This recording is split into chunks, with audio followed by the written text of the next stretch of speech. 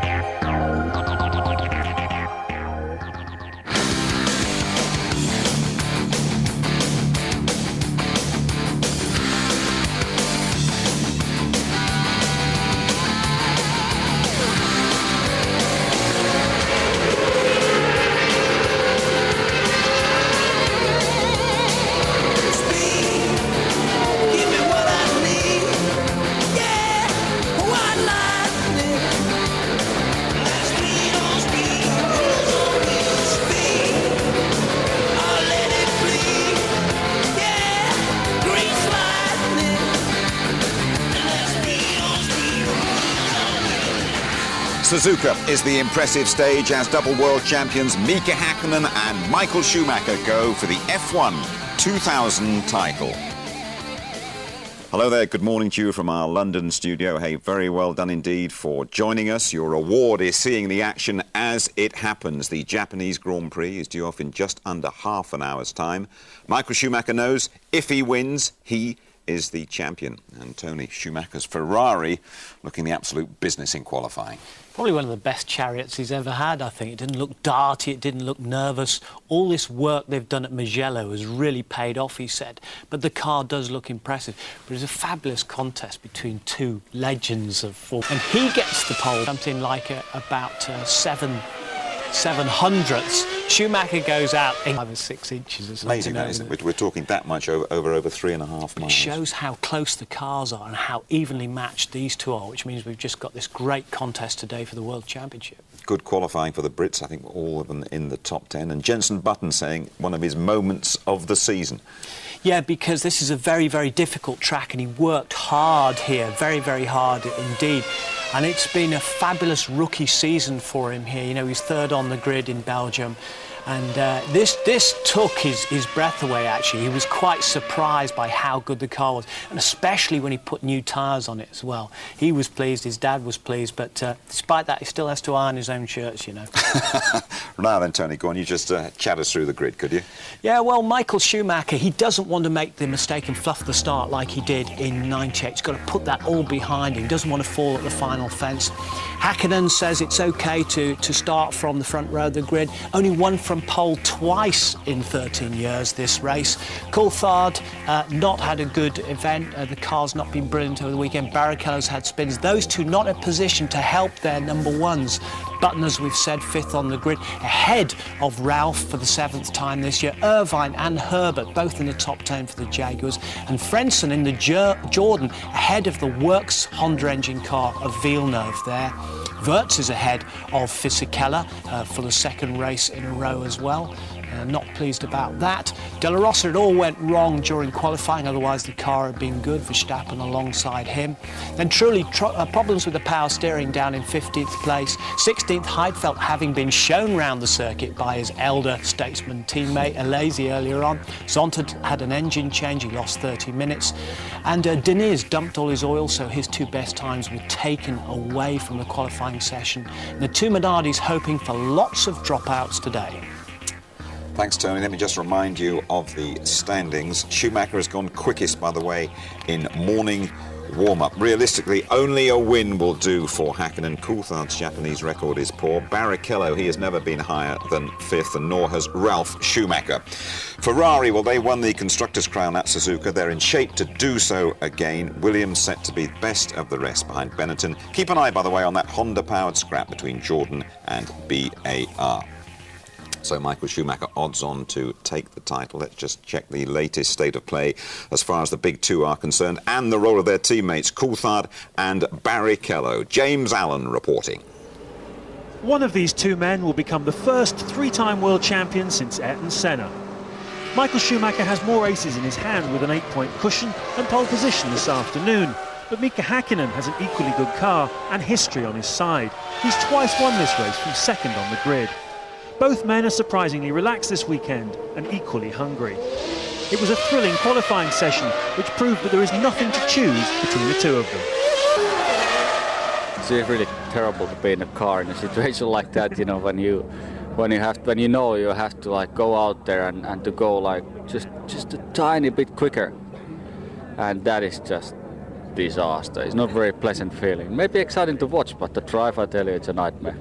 Means nothing, 9,000s, honestly. I mean, I see no down or upside. For the team, obviously, it's a great push.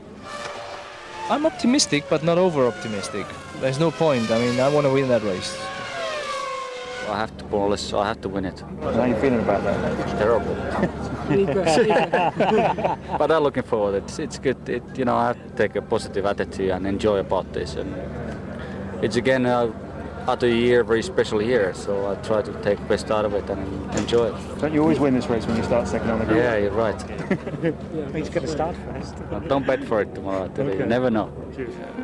You'd rather be on pole position in the end of the day than being on second position. So we have the base to do the job tomorrow. Let's see whether we can do it. Qualifying's one thing, but what about the relative race performance?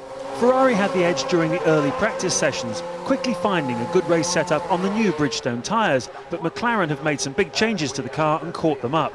The start will be critical, as will race strategy and making the tyres last through 3 flat-out stints. Häkkinen needs to find something special, otherwise Schumacher is just 90 minutes racing away from a place in the history books.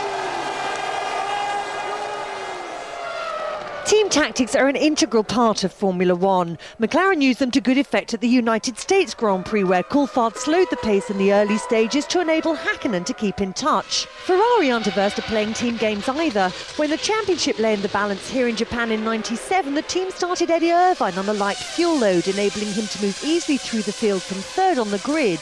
He soon took the lead from Jacques Villeneuve, then controlled the pace to the pit stops, where the Ferrari crew had the edge. Then the call came through. Now this is going to be a bit of synchronised swimming here. How can Irvine seamlessly let past Schuey we're now seeing it for ourselves. Schumacher went on to win the race, but it was clearly a team victory. So how much can McLaren and Ferrari use such tactics in today's race, and how much can Barrichello and Coulthard help? If I was first, Michael was second and Mika was third, then control a pace that would enable Mika to get past. But quite how you do that without allowing someone to overtake you is quite a tricky thing. So I don't really, in a way, I hope I don't have to be involved in anything like that, because those two guys are fighting for the championship, and it should be the best driver car combination that wins. Teammates can play a part off the track though, as Rubens Barrichello acknowledges.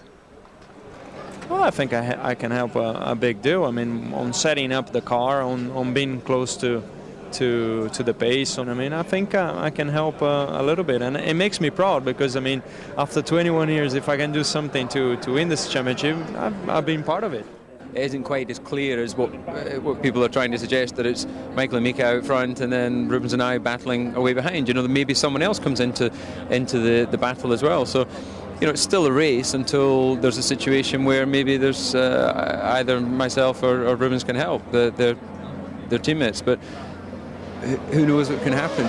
So don't just focus on the championship contenders today, keep an eye on their teammates as well. Not only the sort of shotgun riders have been told to keep it clean, but will they?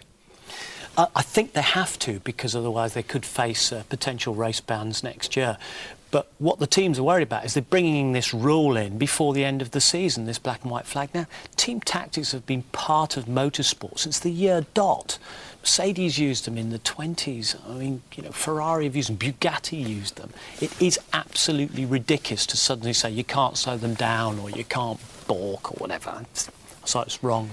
If we look at the start at Suzuka, it's a downhill start. Schumacher has had problems there, stalled in 98 and didn't get away at all well last year, did he? No, he didn't get away at all well last year. He got way far too much wheel spin, but this has been a problem for Michael Schumacher, and it's been a problem for him and Ferrari, falling at the final hurdle. That's why it's such a big mountain for him to climb today psychologically.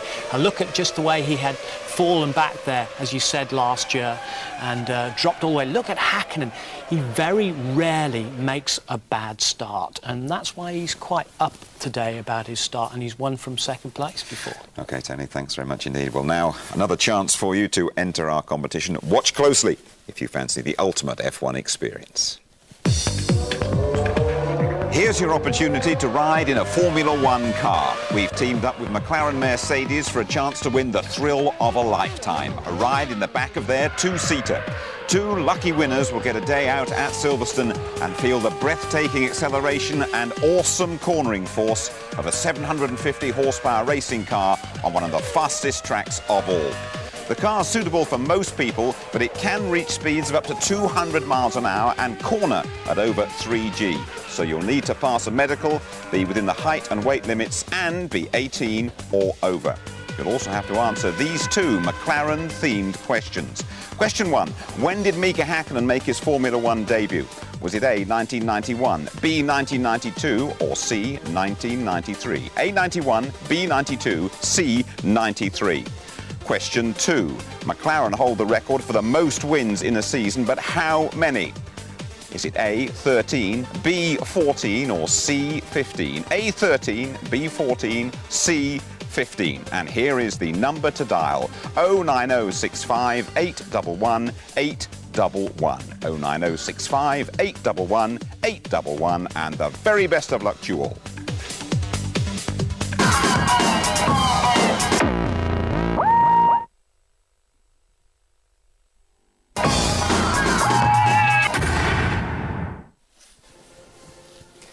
Michael Schumacher could become world champion today. 7 months of intense competition right across the globe could be settled at Suzuka, Japan over the next couple of hours. Let's get the thoughts of Martin Brundle on the grid. Hi, Martin.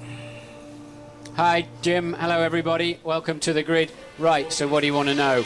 Well, this morning I watched 3 Ferrari practice starts, 1 from Barrichello, 2 from Michael Schumacher. Down here, there's a zone here at the end of the pit lane where they're allowed to make their practice starts, nowhere else. They were appalling. They were really snatchy. I'm sure they've had to adjust the electronic clutch modulation since the warm-up this morning. They must get off the line. Michael Schumacher, I can see, just disappearing over the wall there, or his normal necessary things on the grid. Let me show you down here at the Ferrari. I wonder if we can interrupt with Ross Bourne momentarily. I think, any chance, Ross? Critical day. Are you confident? Well, we've had a couple of good races, the last 2 races. Car's working well.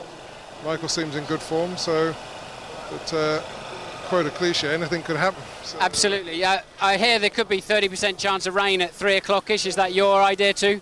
Yeah, the forecasts for us aren't as good here, so but we're hearing the same, that there could be rain during the race. Now, I watched 3 practice starts, 1 from Rubens, 2 from Michael, down at the end of the pit lane here this morning. They didn't look particularly good. Are you comfortable with them? We've made a few adjustments. OK, I thought you may have done. Thanks for talking to us. Well, it was pretty much as I expected. Let's wander across and have a look. I don't know, Hakkinen was not on the grid when you threw down to me from the studio. And I don't think he's back on the grid yet. So let me just take you through what I think might happen down here. Mika Hakkinen has been making some superb practice starts. And remember, twice on this side of the grid in the last 2 years, he's just catapulted off. And Michael Schumacher is all too aware of that. Who else can come into play? Well, Tony and Jim have been talking about, will Barrichello over there be able to get in the action? Will they start him light so he can mess around? Will they start Coulthard-like? But this new unsportsmanlike behaviour flag that they want to wave, I think also applies to other people on this grid. For example, Ralf Schumacher is just over there, Michael's brother. Can he get in on the action? But he drives for Williams. Williams are very close to McLaren.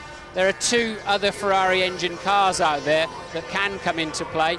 Plus, of course, the Prosts have Ferrari engines next year, and I think the organisers, the FIA especially, are concerned that will these other cars come into play. We have seen the Minardis playing a few games, it appears, when they're being lapped. So that is why the flag is, let's see if we can get one quick word with Mika Hakkinen. We've got literally 10 or 15 seconds left. I don't think there's much chance, but at least we can show you that he looks extremely cool and calm.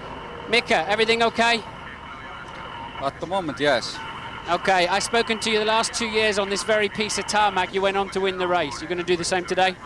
Yes, that's the plan, but you know it's going to be quite difficult at the moment. You know, you can see the conditions are very different and the wind is changing all the time direction, so I think the start's going to be very difficult. And you haven't used these new intermediates. Nobody's used them.